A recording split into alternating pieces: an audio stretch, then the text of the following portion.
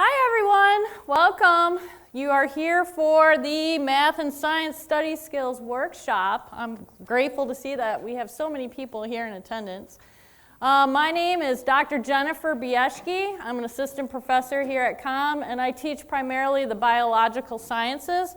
So I'm going to help you and give you some great advice on how to study for your science courses. With me today, I've got Marilyn Larson. She's an associate professor here, and she teaches math, and she's got some great tips for you and for your math courses. And we also have Kristen Hatfield, who's part of our advising team here at COM, and she's going to help you find the time to fit studying into your schedule. All right, so we're going to begin with me, and I'm going to help you with the sciences. Are you advanced? Oh, I don't have a clicker. Oh, sorry. Technical difficulties. All right. Wait, is it down? We didn't practice this part. Hold on. How do I advance it? It's just off. It's just off. Okay, gotcha. I was like, wow. All right, we didn't practice that. Sorry. Okay. All right, so before you can even start thinking about studying either science or math, you have to know how you learn. So for example, if you're a person who likes to look at the diagrams in your textbooks or are attracted to YouTube videos that might help you in your courses, you're probably a visual learner. Now, in addition, some of you like to learn by hearing, and my auditory learners always know who you are because you're the ones with the tape recorders and are asking if you can tape the course. So that's fine in case of most instructors, but please keep in mind if you do want to tape record the lectures, you need to confirm that with your instructor. Now, if you're a hands-on learner, that means that you're a tactile or a kinesthetic learner, okay? That also applies to those of you who like to write the information multiple times. So chances are your learning style is in the tactile and kinesthetic learning style if you're doing that. And then most of us are some form of combination with your learning styles. Now, if you're unsure of this and you're not taking the Psych for Success 1300 course, I'm providing you with a link to a website right here. Marcia Connor is a professional speaker on the learning styles, and she has an assessment at her website. So you can go to her website. It's a very easy self-assessment, and that's going to help you determine how you learn the information. All right, so once you understand how you learn, we can start talking about studying. And what I've done here is created a chart for you based on your learning style with some study tips. Now, most instructors are going to give a traditional lecture style. Some have some hands-on applications that go along with the course material. But in your studying, you may need to adjust what you have learned in class in order to understand and retain that information. So, if you are a visual learner, here's some tips for you. Try to make a flow chart out of the material that you've learned in class. I'm also going to give you some other examples that are good for visual and for the tactile kinesthetic learners. Flashcards are also good for both visual and kinesthetic learners. And for the visual learners, you're the ones who are into the coloring books. So with the science courses, we do have coloring books that have the diagrams and some of the pictures of biology that are relevant that might help you.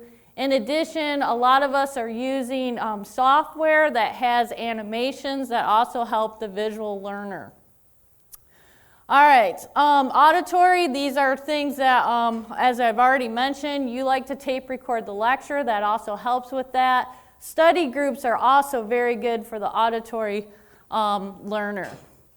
And for the tactile kinesthetics, make sure you have a highlighter. A highlighter is very good for people who are hands-on because that's helping you interact with the material a little bit more.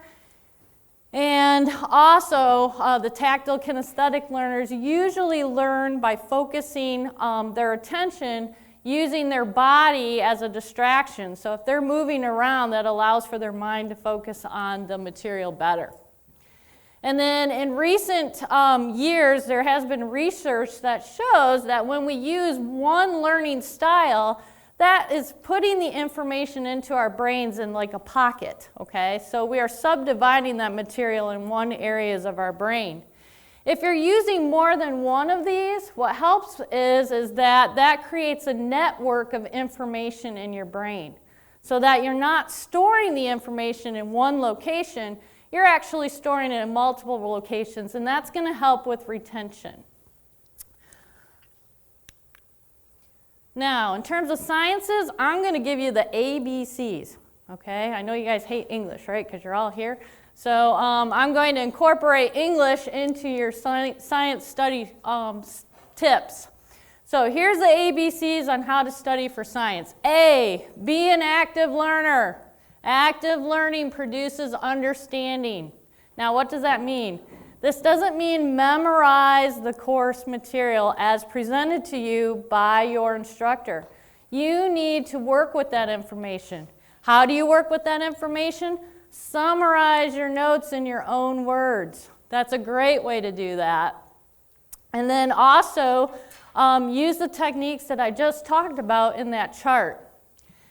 And one thing that has been documented is that active learning helps prevent test anxiety. And I know a lot of you suffer from that in your science courses, that you just get scared before that first exam.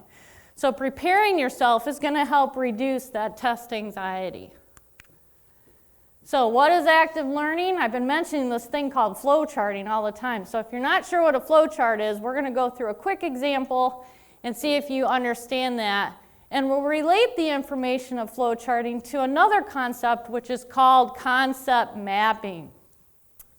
And then if those seem a little bit beyond you and scare you, we can do a simple thing called maintaining a term list. So let's start with flow charting. So it's lunchtime and we're all hungry, right? We all know how to make a peanut butter and jelly sandwich. Now, to make a peanut butter and jelly sandwich, this requires a procedure, right? In the science courses, physics, chemistry, and biology, you're going to learn about a lot of processes, all right? And one great study technique is to flow chart these processes versus memorization of the text or course material. So how can we flow chart this procedure of making a peanut butter and jelly sandwich? All right, so first of all, we all know how to make a peanut butter and jelly sandwich. What's the first thing that we need? Bread. Look at that, you guys are absolutely right. So when you flow chart, we're going to start with the first component of a process, and in this case, it's going to be bread. Now, what's going to happen to the bread? We're going to use arrows to indicate what the action is, okay? So what are we going to do to the bread in order to make a peanut butter and jelly sandwich? We're going to put peanut butter. Oh, wow, have you flow charted before? You're awesome. Okay, so she exactly said what that procedure is, okay? Arrange 2 slices on a bread, or on a plate, on a bread. Arrange 2 slices of bread on a plate. So, what's the next thing we need? Peanut butter. Yeah, peanut butter is the next thing, okay? You're going to put that on the bread. Don't put the jelly on the bread. What happens? It gets all mushy. Start with the peanut butter, okay? All right, so peanut butter first. We're going to spread that on each piece of the bread, okay? Then what are we going to add? Jelly. Wow, you guys are awesome. You should be rocket scientists, okay? You understand this concept beautifully. Okay, so jelly, and we're going to spread that onto each piece of the bread, and then what are we going to make? What's the end result? We're going to make a sandwich, right? Okay, so we're all hungry right now, right? Okay, so this is an example of taking a simple process and using flow charting to understand it visually. So this helps the visual learner and the tactile kinesthetic learner. Now, what happens in your science courses is you don't leave the procedure and forget about it for the rest of the term, do we? Science is a progressive learning technique. And so another concept that's being used more often and more readily is the concept mapping, okay? Textbooks are using this. The online components to some of the textbooks are actually making activities around concept mapping. So let me introduce this to you. So we just made a sandwich and described how to flowchart that procedure. You might learn something similar to that on day 1. And then in day 2, the instructor is going to ask you to apply that information. And so on and so forth until the first exam. So when you get to the first exam, guess what? You need to know everything. And so one way of helping you organize that information is to create a concept map to determine how these things are going to interrelate. So in the sciences, especially with the biologies, and this includes general biology, A&P, and micro, you're going to learn about what happens to food. All right, does anybody know what's going to happen to food once you eat it? You're going to digest it. That's very good, but digestion is the part of breaking down the food. What do we need the food for?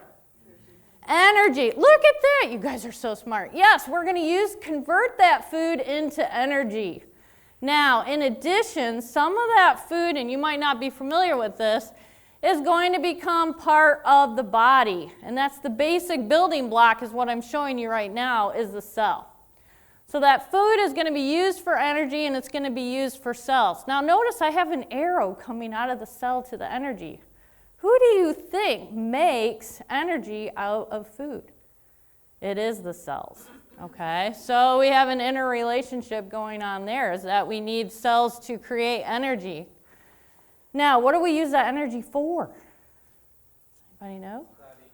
Study. Oh, excellent answer. Yes.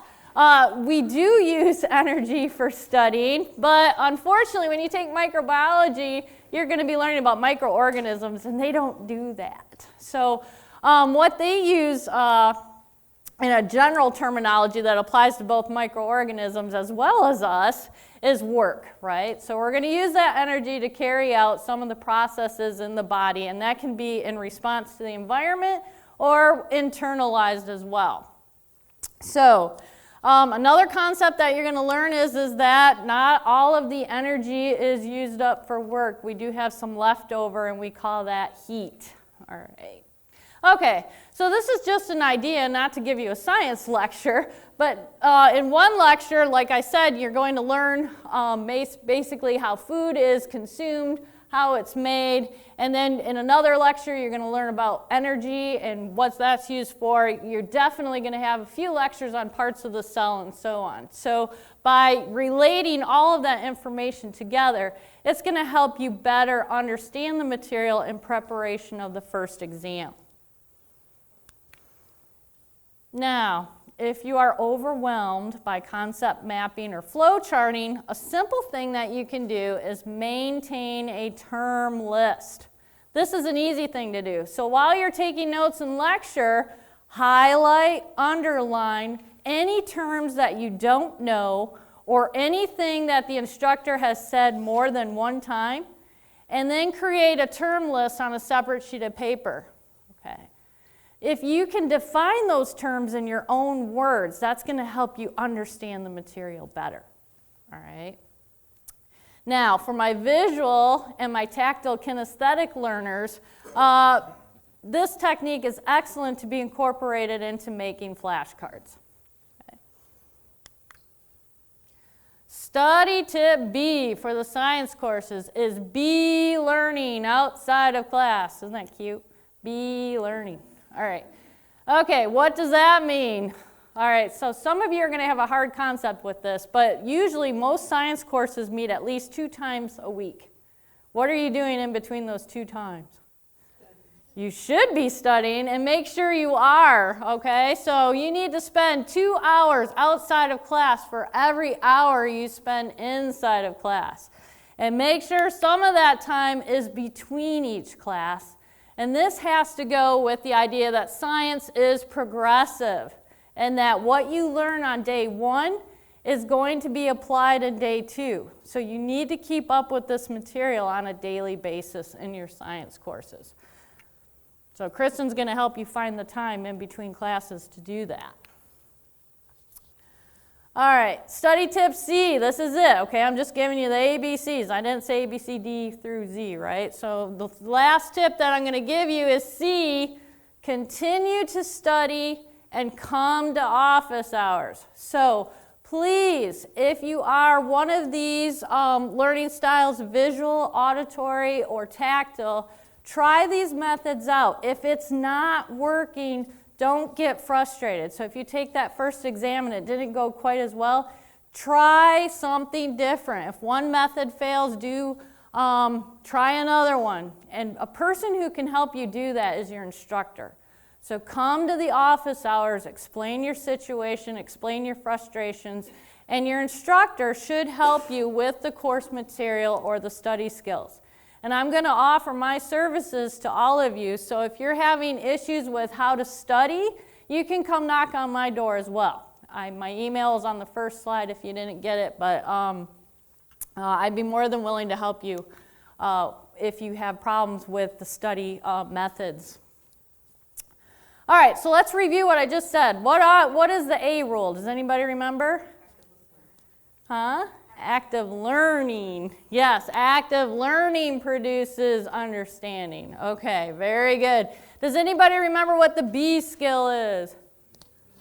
All right, B, studying. You quite didn't say the B, right? But it's B, right? B, studying outside of class. And what is study skill C? Yes, continue to study and come to office hours. Very good. All right. And lastly, repetition is a good thing for retention. Remember that. All right, did you forget? All right, repetition is good for retention. Remember that. And lastly is if you do things in sets of 3, you have a better retention. So let's do it one more time. Repetition is good for retention. Remember that. Okay, so that's it for science skills. I'm going to hand it over to Marilyn Larson right now, and she will tell you about some study tips for math, and if we have some time at the end, we can do a Q&A if you have some particular questions. All right. Okay, thank you. So I see some of you taking notes. That's great. Continue your notes, and you will get a link to this presentation. Okay, so there's lots of things we can do for success in math. So today we're talking about improving our study techniques. So a lot of times, have you heard about eating certain foods to help you when you're studying? Or they help you to remember? So chocolate is one of them. All right, I'm going to show you a few math problems to relate it to how to study. Have some of you seen this type of problem where it says combine like terms? Okay, so 4x and the negative 5x, they're like terms, right? And so some people will think that they have to change the sign, okay, because they're thinking of a different type of problem. And so no, you don't do this problem that way. This just says to combine like terms. So you want to say 4x minus 5x, so you can move the 5x, it's a negative, and then work the problem. Okay, so that's good. What they are thinking of, if they want to change the sign, like when it started out, they're thinking of the equation. And the equation has equal signs. So you see the difference between these two types of problems? So sometimes when you're studying, we have similar types of problems, and that makes you kind of work it wrong because you're getting them mixed up because they look similar. So when you have an equation, that's when you need to think about your addition principle. And so in class, we talk about properties, principles, rules to follow. And so with the equation, we have the addition property that says whatever you do to one side, you have to do to the other side. So this person over here was getting confused when it just said combine like terms. So this is when you take the opposite sign. You have the equal signs. And sometimes you can do little sayings to help you with the properties. Have y'all heard of cross the line, change the sign? So that helps you pay attention to the equal sign, so you don't get confused with the first one, since the first one doesn't have the equal sign. So how many of you do little sayings to help you remember the rules? Okay, good. Those sayings are helpful. And then you do the math, and we have the multiplication property. We'll finish the problem with dividing, and you get your answer. Okay, so that's the way you should work it. But so these problems here were similar. They looked alike, except one of them had the equal sign. So as for clarification, when problems look similar, know your rules or properties and apply them. And then if you have rhymes or sayings, use those to help you. If you used cross the line, when you cross the line, change the sign, then you wouldn't have made the mistake when it just said to combine like terms, because you didn't have that line. You didn't have that equal sign. So in math, we encourage y'all to think of rhymes, think of sayings. All right, and then a lot of times in class, I'll keep repeating whatever you do to one side, you do to the other side to keep it balanced. So that's my popular saying. Cross the line, change the sign, I heard from you all. I learned things from you. Hey, I've got this little shortcut saying, and then, hey, I like that one. I want to use it also. So we learn from each other and sharing. All right, and then you have also look at your textbook. Pay attention to your textbook when you're studying. They'll have your properties, and they're usually colored and bold and outlined. So use your textbook to help you as you're studying and you get into these problems that look similar. And keep that pencil and paper handy as you're taking notes, doing your homework, using your textbook, and highlight things. Highlighting is very good for math. That visual, the tactile, it brings your attention to it. So when you have properties in your book, they'll be highlighted. So bring your attention to using the rules. Okay, and so talking about little sayings and rhymes, does anyone know the rhyme for dividing fractions? Okay, dividing fractions is easy as pie. You flip the second and multiply. Have y'all heard of that one? When you're studying division with fractions? Okay, let's say that together. You ready? Dividing fractions is easy as pie. You flip the second and multiply. And then you got the rule down with your special saying. Okay, have y'all seen scientific notation? It's still early in the semester, but you do this in math and in science. Again, we have a definition for scientific notation that you have to follow. And it says you're going to have the form a times 10 to the nth power, and they're telling you the restrictions for a. A is greater than or equal to 1, so you're including the number 1. A is greater than or equal to it. But what is A? Less than 10, though. Okay, so 10's not included. So that's very important to read that definition, that rule for scientific notation. This is what I'll see. So you have 4,600,000, and they ask you to put it in scientific notation. Now, I'm not going to go over how to do scientific notation, but they'll have 4.6 equals 10 to the 6th power. Well, how can you make sure that's correct? Well, 4.6 would be your A. So put it into that definition, and is it true? Is 4.6 between 1 and 10? Okay, so then you have it right, but of course you have to make sure your exponent on your 10 is correct. But just concentrating on the A for my purpose today, you have it correct. I wrote it in correct scientific notation. All right, what about 5,100? If you wrote it like this, 5.1 times 10 to the 3rd, is 5.1 between 1 and 10? So you think you got the A part right so far? Okay, good. But this is what I see people do when they're studying or they're in math class. I don't care about the definition. I'm going to look for a shortcut or a pattern. So that's good to do in math, but you want to make sure it's the right pattern. You want to make sure it's the right shortcut. So looking at this person takes the 82,600,000 and puts it in scientific notation like this. Now, is 82.6 between 1 and 10? Okay, this person's not paying attention to that definition for scientific notation. They wanted a shortcut. Can you tell what shortcut they wanted to use? Where they see the comma, because in numbers 1 and 2, hey, there's a comma after the first digit, and I put a decimal point. That looks like a pattern. So I'm going to do that to the next problem. Where I see the comma after the 82, I'm going to put a decimal point. Okay, you got to be careful when you take shortcuts or look for patterns. When you see a pattern, you want to make sure you have a variety of problems before you say, hey, that's a pattern. And also, my C is to clarify it with your instructor.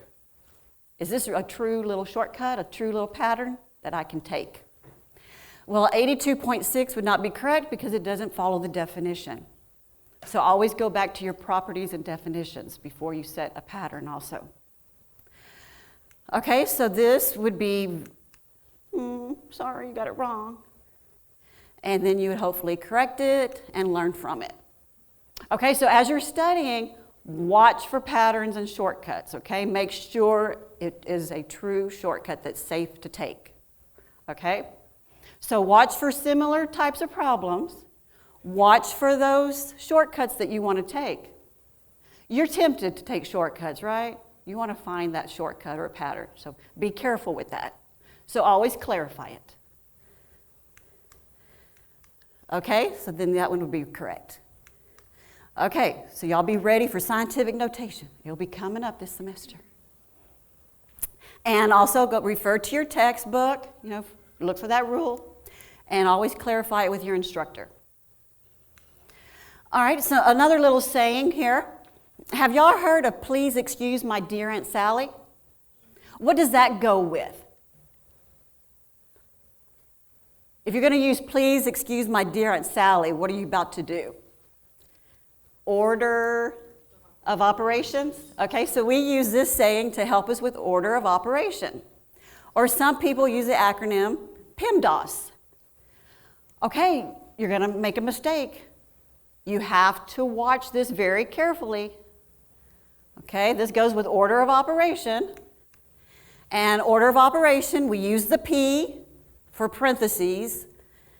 E is for exponents. Multiplication and division is from left to right, whichever one comes first. And the same thing for addition and subtraction. So when you're using your acronyms or little shortcut saying, you got to read the fine print. So does that mean multiplication and multiplication comes before division? Or does it depend on which order it comes? Okay, so you got to read the fine print. It says from left to right. So whichever one comes first is what you do first, reading like a book from left to right. And if you don't read that fine print, then if division comes first, you'll be doing that multiplication then, and then come back to the division. Okay? So it's in order from left to right. So sayings can kind of play a trick on us if you don't read the fine print. So in this problem, if I'm going to concentrate, adding and subtracting is last. If I'm going to do my multiplication and division and you're stuck on PEMDAS, M comes before D, then you would skip over here and say 5 times 11. But is that following the rules for order of operation? Okay, so division would come first. So you have to read that fine print in order from left to right. Or these little shortcuts that you're taking with acronyms or sayings are not going to be helpful. So watch that, okay? All right, do y'all know how many feet are in a mile? Okay. Okay, and did you find that out when school started? Okay, so we're already using measurements. Okay, so numbers are some numbers are easy to memorize, 12 inches in a foot, but then some are hard to remember. So here's our little helpful hint for to memorize how many feet are in a mile. 5 tomatoes. Say it real slow so you can see what numbers we're taking out of tomatoes. 5 tomatoes. made O's. What numbers do you think you came up with? 5. What would go with the 2? 5, 2. Okay. Made 8 O's. So how many feet are in a mile?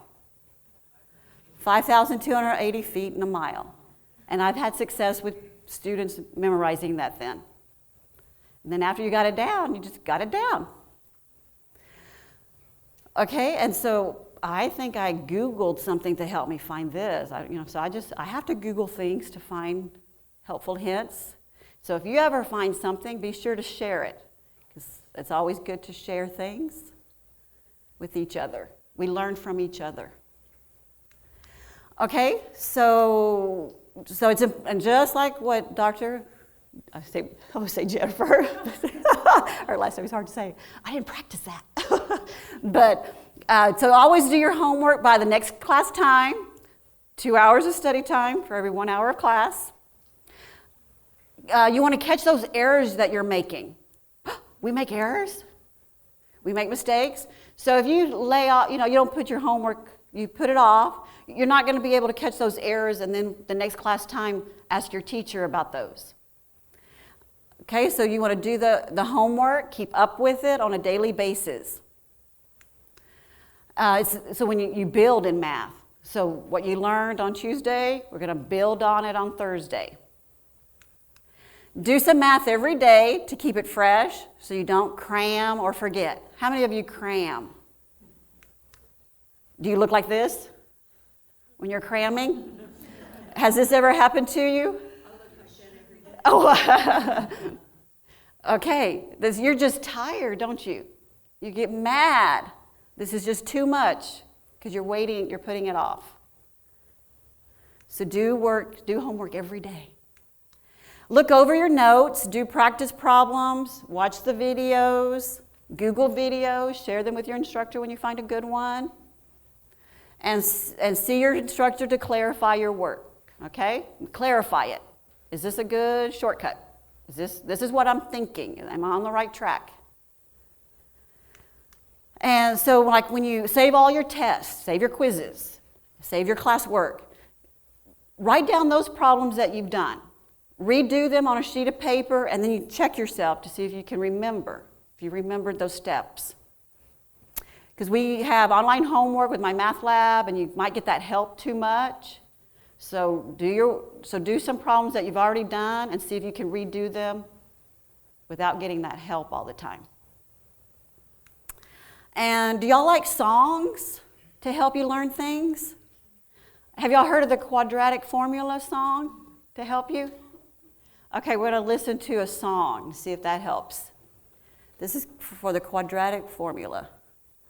The quadratic formula's negative b plus or minus the square root of b squared minus 4ac all over 2a. Okay, and one more song. Do y'all like to rap? Could be like Schultz. Can you teach me how to factor? You know why? Because all the students after. Hey, all I need is a real y'all can quadratic make one up for for your you, class. you to back me up and check it. Get it. Get your terms lined up, make them high to low. Look for a GCF, that's something everyone should know. We got 2 terms and a minus in the middle.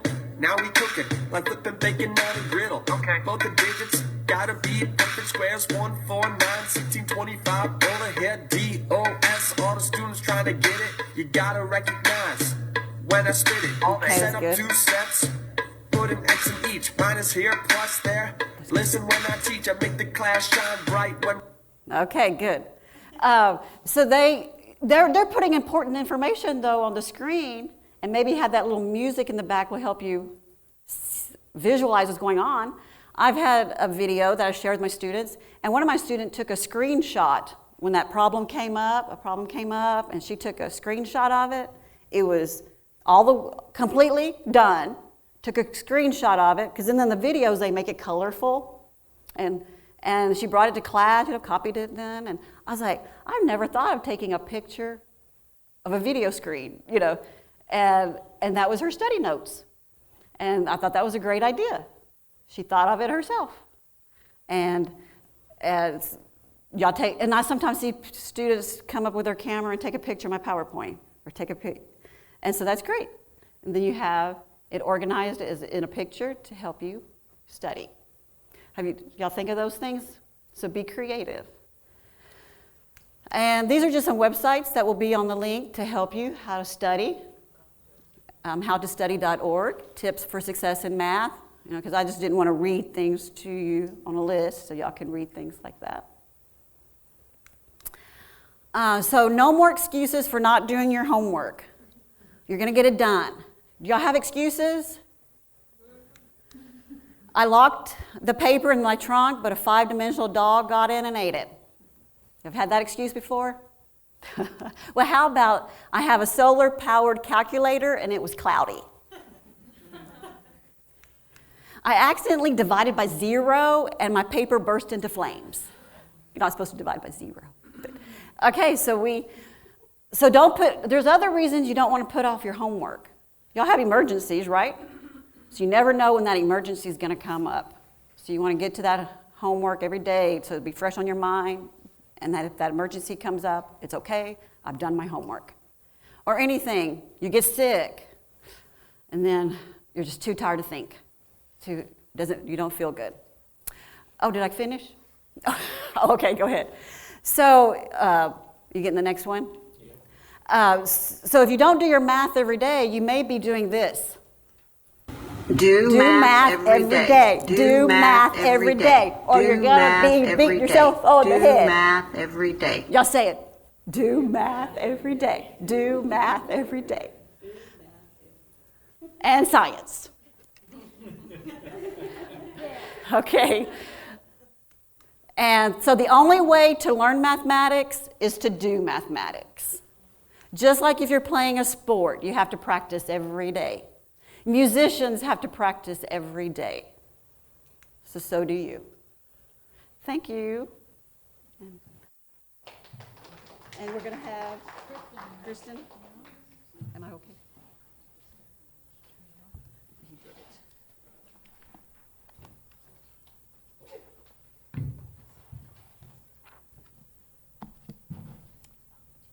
Oh, sorry.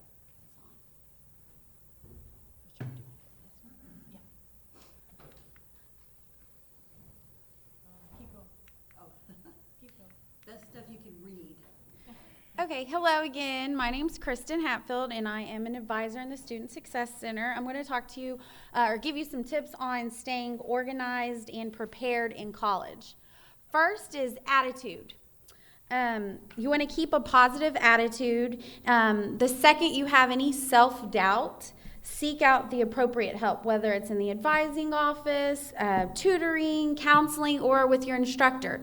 It's extremely important to keep an open line of communications with your instructor. They understand that emergencies do happen, but if you do not inform them, they do not know, and they just simply assume that you're missing class. Okay? Second, planning. Use a student planner, whether it's paper form or it's an app on your phone, and make sure that you keep it with you at all times and you stick to it. That makes you accountable for your assignments. And make sure you do this weekly. Every Sunday night, sit down and pull out your syllabus for all of your classes and write down your assignments, whether it's, like I said, on the paper form or an app on your phone. That helps you stay prepared and know what you have in store for the week. And then again, with your syllabi, that first day that your instructor gives you that syllabi, mark on it. Make notes, highlight due dates. And also, this is a binding contract between you and your instructor. This lets you know what the instructor expects of you for the semester. It also has their contact information, their email, their phone, their office hours. And don't be intimidated to go visit your instructor during their office hours. I know a lot of students that I see are intimidated, but your instructor is there to help you, okay? Also, daily task. It helps to make a to-do list and keep that with you every day. And as you complete a task, check it off. Sometimes it helps to see that you've completed something and it's visual. Tack it up in your room. Keep it in your folders. And also, have a consistent schedule each day. So you know you have class on Monday, Wednesday from 9:30 to 10:50, and then you have another class right after that. Make sure you wake up in enough time to eat breakfast, and you will want that schedule Monday and Wednesday. That helps you to stay organized and prepared for the daily task ahead. Studying. Have a system for note-taking. We have literature and resources in the Student Success Center, if anyone would like to come get that, to help you with note-taking and various studying tips. Also, work and play in different places. So you watch TV in your living room. That's not going to be an ideal place to study. I know when I was in college, I couldn't sit there with my book and try to watch TV and study. Believe me, I tried and I attempted, but I was never successful and I didn't retain the information. Make sure you go in you have a quiet place to study. And also, set your own deadlines. Yes, your syllabus is going to say, this assignment's due this day at this time. However, if you set your own deadlines and you set that before, you're not going to scramble to get the assignment done. You'll have it done well before the deadline and you won't feel rushed and you'll do better work.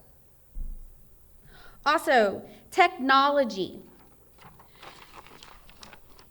Use self-control to limit your time on the internet. I know that we are also connected with our cell phones, Snapchat, Twitter. I know we're so into technology, Snapchat, Twitter, Facebook, but that can wait. And it's really important to disconnect from the internet a few hours a day. That it is a healthy way to curb stress and keep from wasting unnecessary time, because you can sit on Facebook for hours when it's time you could be studying. Also, back up all of your documents to a hard drive. So if for some reason your computer crashes, you have those documents backed up and you don't have to redo work. Supplies. Make sure you have a folder and a notebook for each class to stay organized. You don't want to, certainly do not want to put all of your classwork in one notebook, because there's no way you can stay organized. And give each class a color coordinated. That helps. I know when I was in college, that helped me a lot. And your study area. Make sure it is neat and organized, clutter-free, where you can find everything. If you have a student planner, you'll want to put that up each week, or if you have a whiteboard, a chalkboard, whatever you need to use to keep you organized. And when you're done using something, put it back in the place that you had it originally. And then again, finally, personal care. Make sure you get enough sleep and take it easy on yourself. Each semester, your advisor's there to help you pick a manageable schedule. You don't want to overwhelm yourself to where you get down on yourself and you have to drop classes. If you have any questions concerning your schedule and a good manageable schedule for you, make sure you come in and see your advisor. We're here to help you. If you need any resources or materials on studying, note-taking, test anxiety, please come see us in the Student Success Center and we will be glad to help you. We also have paper copies of the student planner. If any of you guys would like some of those, we can give you enough for the remainder of the semester. Okay?